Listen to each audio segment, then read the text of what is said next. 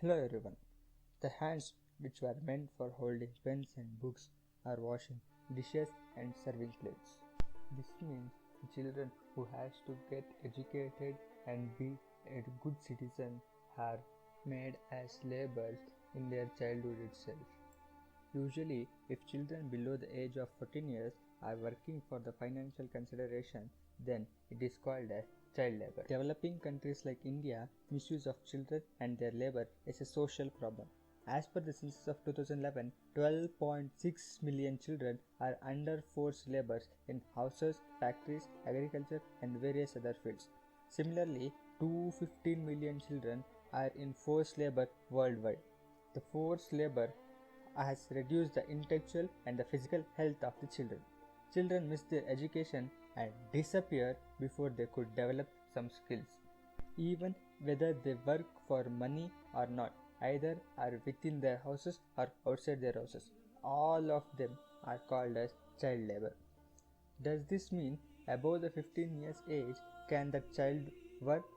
No, it is not so. The government has amended the law, and according to the law of 2016, adolescent labor prohibition, they cannot work everywhere.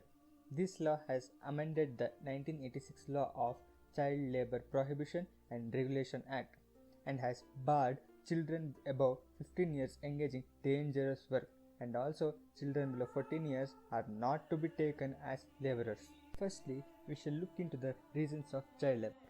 The first reason is lack of social environment that honors and protects the child rights is the main reason for child labor. Child marriage, human trafficking of children.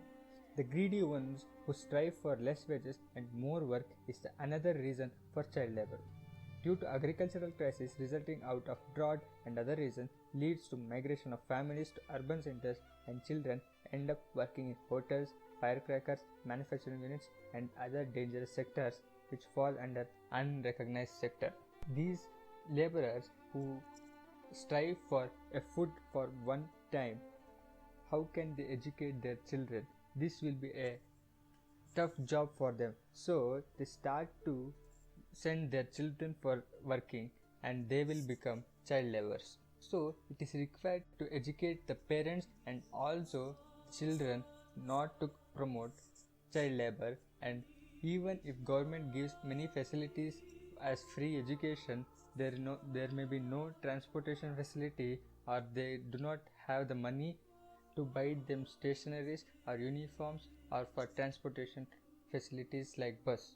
So these parents end up their children's life by making them as child laborers, even if they wish their children to become an educated and wealthy person. And the next reason is failure to implement compulsory and universal education has resulted in non-availability of education to all children. This has further increased and participation of children in labor. Failure to implement Land Reforms Act and Minimum Wages Act properly has resulted in poor financial conditions of these families. According to Child Adolescent Labor Prohibition and Regulation Act of 1986, there are many laws and punishments to those who support child labor. You can read that in our article, link in the description below. Let's now look into the demerits of child labor. Child labor affects the physical and psychological growth of children negatively. Children who have worked as child labor suffers from various ill health as adults. Second, as children engaged in labor at tender age, they become illiterates. As a result, they miss their basic rights. Number 3. Child labor restricts the social and economic mobility of the families. Children become target of exploitation repeatedly in such families. This crisis leads to child marriage and human trafficking among the children. As a result, the risk of sexual exploitation becomes more for children, especially for girls. Many of children get infected with various diseases and many become physically deformed.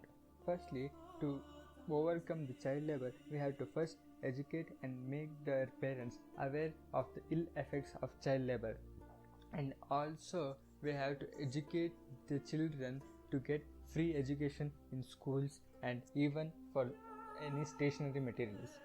Also, some youth and young people must come front and educate the children also by giving them free stationeries and etc. by going to their slum areas itself.